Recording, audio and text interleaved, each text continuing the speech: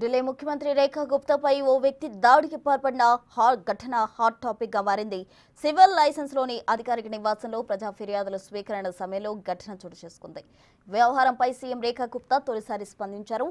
ఇది కేవలం తనపై జరిగిన దాడి కాదని, ఢిల్లీకి సేవ చేయాలని, ప్రజా సంక్షేమానికి పాటుపడాలని తమ సంకల్పంపై జరిగిన దాడిగా పేర్కొన్నారు. ఈ మేరకు ఎక్స్ వేదికగా పోస్టు పెట్టారు ఆమె.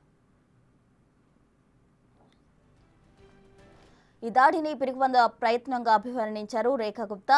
ఈ ఘటన అనంతరం షాక్కు గురయ్యా అని ప్రస్తుతం తేరుకున్నాను. త్వరలోనే అందరి ముందుకు వస్తా అన్నారు. ప్రజలకు సేవ చేయాలని నా సంకల్పం, ఎటువంటి ఘటనలు దెబ్బతీయలేవన్న ఆమె. ప్రజల నమ్మకం, మద్దతే తనకు కొండంత బలమన్నారు. ఇప్పుడు మరింత ఉత్సాహంతో, అంకిత భావంతో ప్రజల మధ్య ఉంటా అని చెప్పారు. ప్రజా ఫిర్యాదుల స్వీకరణ, సమస్యల పరిష్కారం అదే నిబద్ధతతో కొనసాగుతాయని సీఎం రేఖా గుప్తా పేర్కొన్నారు.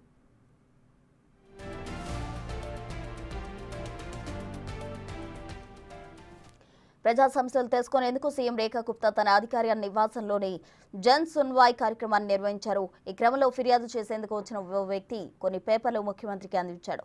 అంతలోనే ఆమెపై దాడి చేశాడు. వెంటనే అప్రమత్తమైన వ్యక్తిగత భద్రతా సిబ్బంది నిందితుడిని కస్టడీలోకి తీసుకున్నారు. రేఖా గుప్తాను వెంటనే వైద్య పరీక్షల కోసం ఆసుపత్రికి తరలించారు. ముఖ్యమంత్రిపై దాడిని రాజకీయ పక్షాలు ఖండించాయి.